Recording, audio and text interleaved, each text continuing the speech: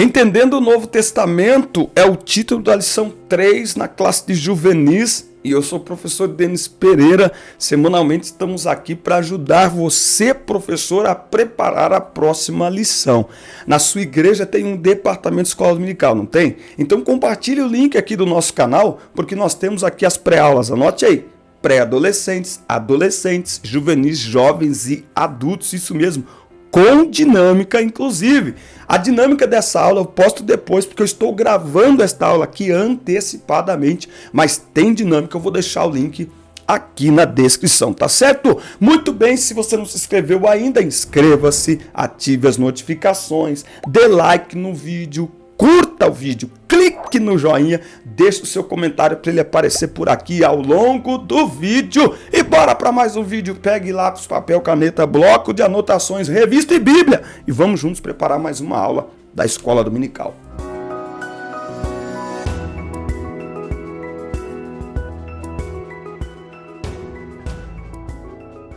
Porque a profecia nunca foi produzida por vontade de homem algum, mas os homens santos de Deus falaram inspirados pelo Espírito Santo, segundo a Pedro 1:21. Esse é o texto aí em destaque da nossa lição. Rapidinho aqui os avisos para você, ó. Primeiro link aqui na descrição, acesse o meu site. Tem uma pasta com o meu Instagram, segue o nosso perfil lá, @Denis Pereira Oficial. TikTok também, Denis Pereira Oficial, sem dancinha, segue a gente lá. Fique atento que tem um treinamento exclusivo chegando aí, algo inédito para o Brasil, para professores da Escola Dominical. Responde aqui, você recebeu um treinamento específico para professores da Escola Dominical? Responde aqui para nós nos comentários, tem algo maravilhoso chegando aí para vocês e será muito interessante. Aqui na descrição do vídeo, nesse link, acesse meu site, tem uma pastinha também, grupos da EBD no WhatsApp. Já temos 6 grupos com professores de todo o Brasil,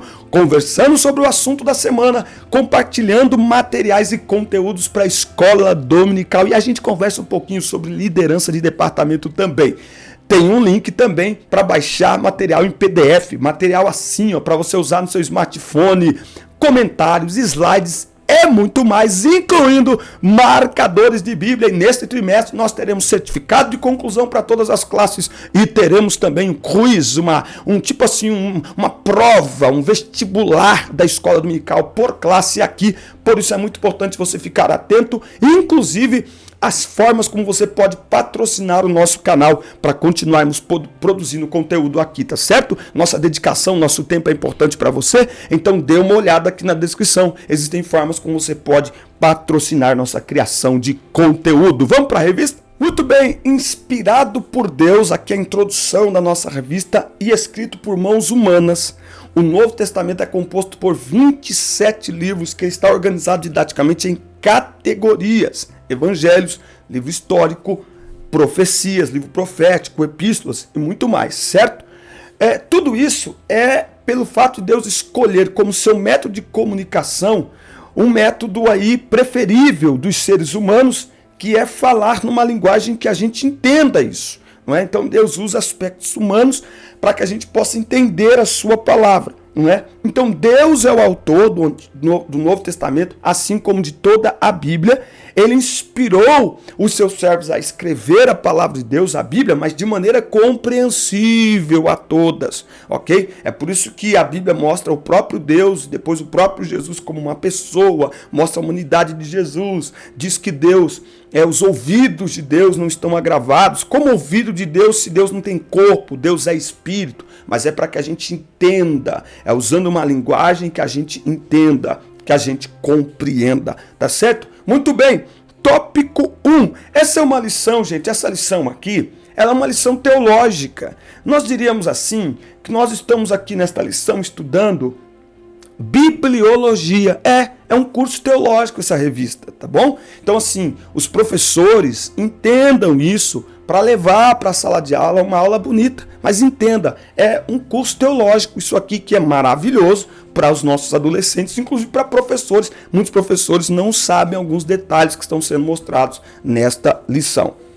A palavra evangelho origina-se do grego evangelion, que significa boa notícia ou boas novas. como consta nos vários versículos aí, especialmente no Novo Testamento, e ele tem aqui as referências. Os primeiros 4 evangelhos do Novo Testamento, os 4 livros são chamados Mateus, Marcos, Lucas e João, tá certo? Mateus, Marcos e Lucas e João.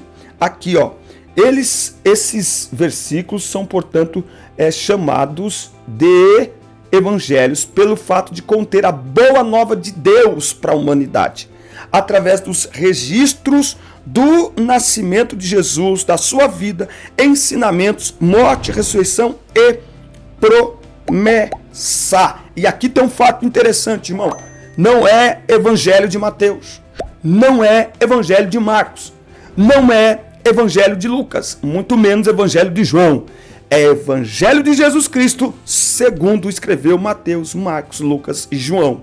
Lembra-se que título não é inspirado, certo? Título não é inspirado. Destes escritores, pergunto aqui a vocês, todos eles eram discípulos, apóstolos de Jesus? Destes evangelistas que escreveram os evangelhos, quais deles não eram apóstolos de Jesus? Você sabe, professor? Responde pra gente aqui nos comentários, certo? Então o evangelho é mensagem, é boa nova de salvação. É disso que se trata o evangelho. Por isso é comum referir-se à palavra evangelho no singular, como o apóstolo Paulo faz na carta aos Romanos 1,16. Porque não me envergonho do evangelho. Se fosse evangelhos, 4 evangelhos. Não, nós temos um evangelho relatado por 4 pessoas diferentes, sobre óticas diferentes, mas é o mesmo evangelho, tanto que 3 deles, Mateus, Marcos e Lucas, são sinóticos, paralelos entre si. É por isso que você lê, por exemplo, a multiplicação dos pães, você lê mais do que um evangelho. A pesca milagrosa está em 3 evangelhos, porque são sinóticos. Há quem prefira dizer evangelho de Jesus Cristo. Não tem problema você colocar ali evangelho de Jesus Cristo, segundo escreveu Mateus. Não tem problema você também dizer, vamos ler aqui o evangelho de Mateus. Bom, não é teologicamente correto, mas não precisa sair por aí corrigindo as pessoas. Mas em sala de aula é o melhor lugar para ensinar a forma correta, certo? Sobre os evangelhos. Cada um dos evangelhos, ou cada uma destas apresentações, cada um destes livros que apresentam o evangelho, apresenta especificidades e pontos de vista diferentes. Não são versões contraditórias, mas convergentes e complementares. Por favor, eu estou dizendo isso aqui desde o trimestre passado. Assistam o filme Em Defesa de Cristo. Aquilo é uma documentação real de algo que aconteceu. Por favor, assistam Em Defesa de Cristo. Então, nesse filme Em Defesa de Cristo fica muito claro que o fato dos evangelhos relatarem os mesmos acontecimentos, mas trazerem alguns detalhes diferentes, não desacredita a obra. Pelo contrário, a torna ainda mais confiável. Por quê? Porque numa investigação, se 4 pessoas testemunharem algo com as mesmas palavras e os mesmos detalhes, esses testemunhos não é válido, não é reconhecido como válido. Por quê? Porque significa que eles combinaram o que dizer. Então é esperado em um testemunho verídico, por pessoas diferentes, isso aqui eu acho maravilhoso, é esperado que pessoas diferentes vejam o mesmo fato, vejam a mesma situação, mas com óticas diferentes, que um vê um detalhe que o outro não viu ou não percebeu, entende isso? Então, nos evangelhos, o fato de haver detalhes diferentes, isso só complementa ainda mais o testemunho entre um e outro. Tópico 2. Você já se inscreveu no canal? Ainda não? Inscreva-se, ative as notificações, dê like no vídeo, deixe o seu comentário que é muito importante para nós. Muito bem, e olha aí as formas como você pode patrocinar a nossa criação de conteúdo obrigado a todos que nos entenderam esta semana e contribuíram. Muito obrigado. E eu vou deixar aqui na descrição aí os detalhes para você nos ajudar também. Livro histórico.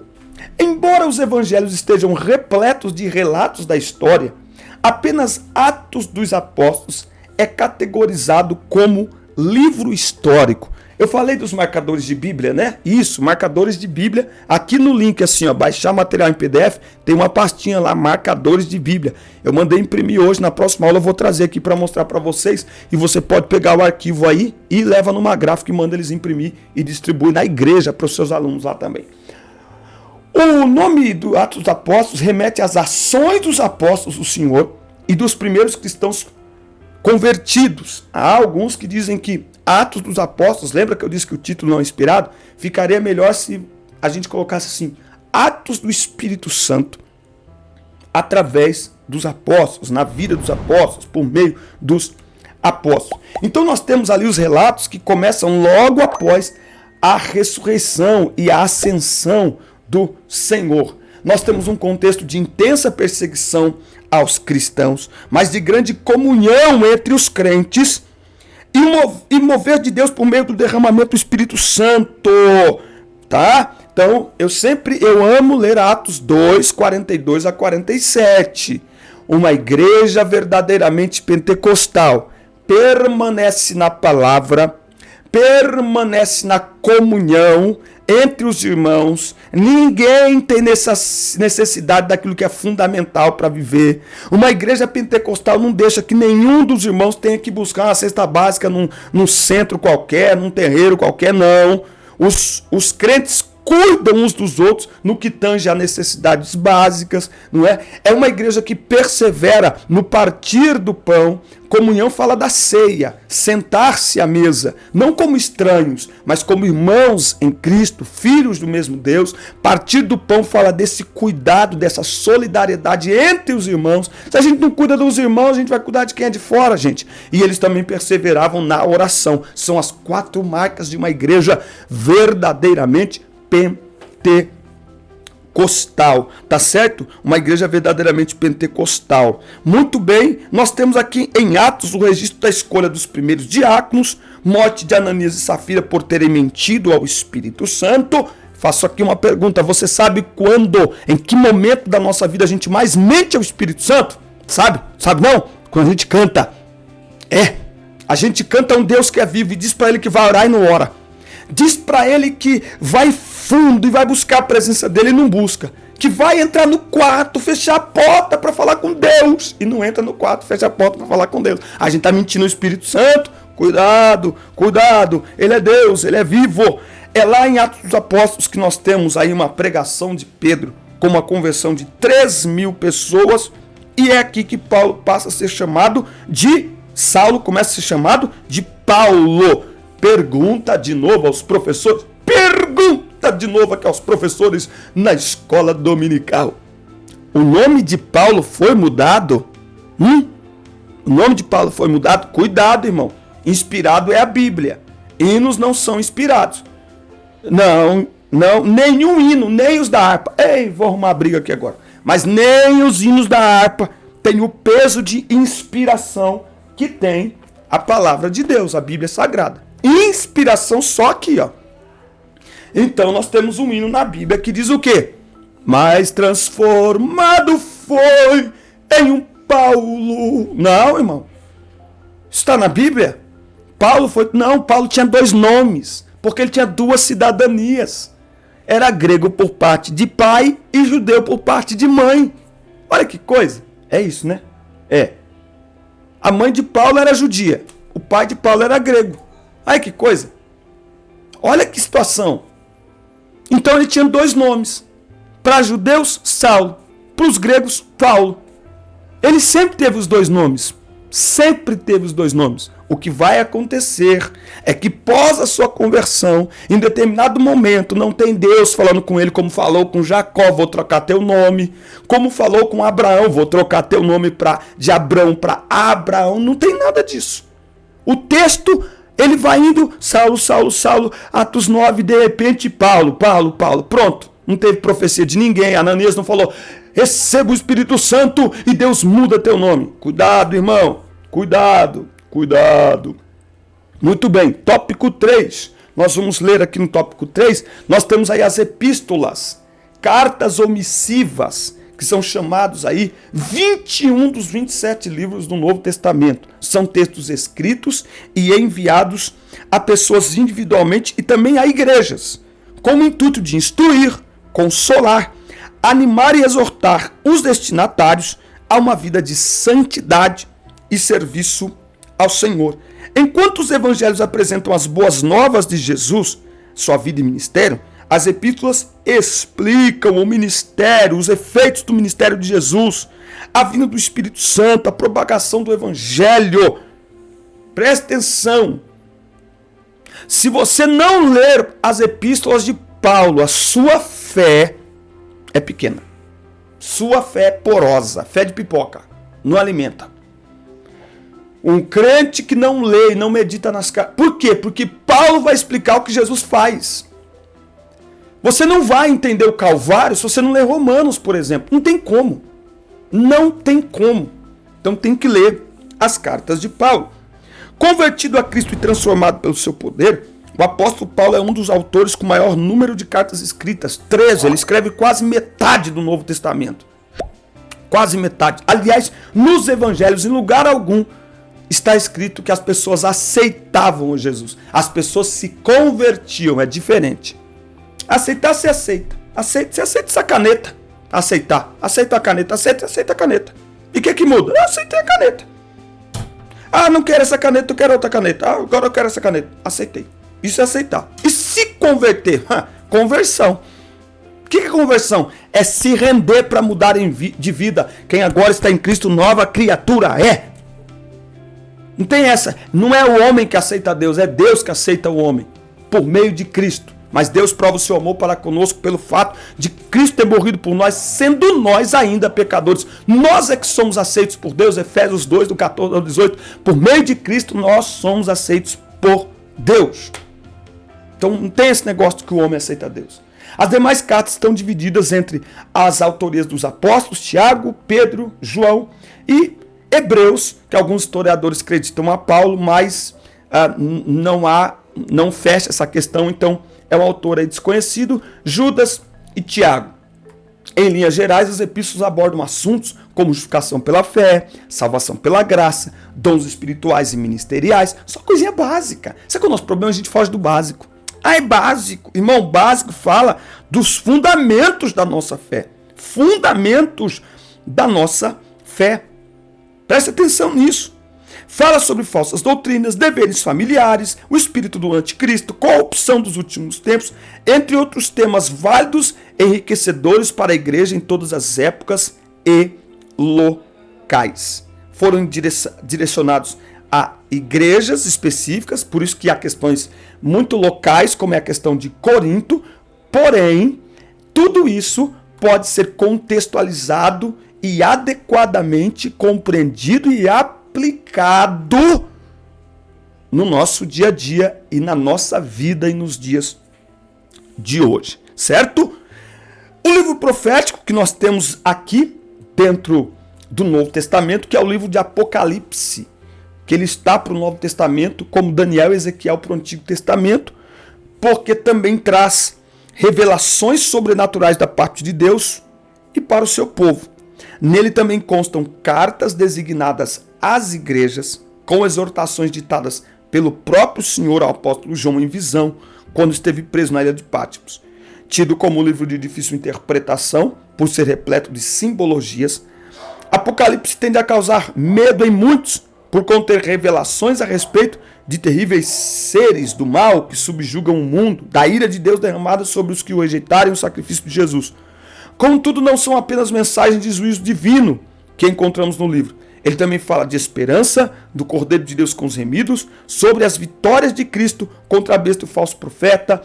Ele fala sobre a prisão de Satanás, o reino milenial de Cristo. Enfim, ele fala sobre todos os detalhes que fazem parte da nossa esperança. O livro de Apocalipse, por muitos, tem sido usado como uma peça especulativa. E muitos, inclusive, estão usando o livro do Apocalipse para produzir profecias especulativas. A última moda do momento é dizer que a internet, a sigla da internet, www, que essa sigla é o 666, logo a internet é o anticristo. Isso é teoria especulativa de quem quer criar um fato novo e conseguir datar a volta de Jesus. É essa teologia que fica tentando aplicar e olhar os sinais. Olha, esse sinal é da volta de Jesus, esse sinal é da volta de Jesus. Preste atenção, todos os sinais apontam para a volta de Jesus, mas nenhum sinal a tornará previsível. Por isso nós precisamos sair de uma teologia especulativa dentro do livro de Apocalipse e perseverarmos firmes na fé, ficando prontos, porque a qualquer momento o Senhor Jesus Cristo voltará buscar a sua igreja e nós devemos, como a igreja primitiva, ter a nossa fé fundamentada e baseada na palavra de Deus. Amém? Gente, a lição 4 vai ser top, em cronologia do Novo Testamento. Isso aqui vai ser muito interessante para nós. Maravilha! Deus abençoe sua vida, um forte abraço. Assista, curta, compartilhe, inscreva-se no canal, ative as notificações e até o nosso próximo encontro. Deus abençoe.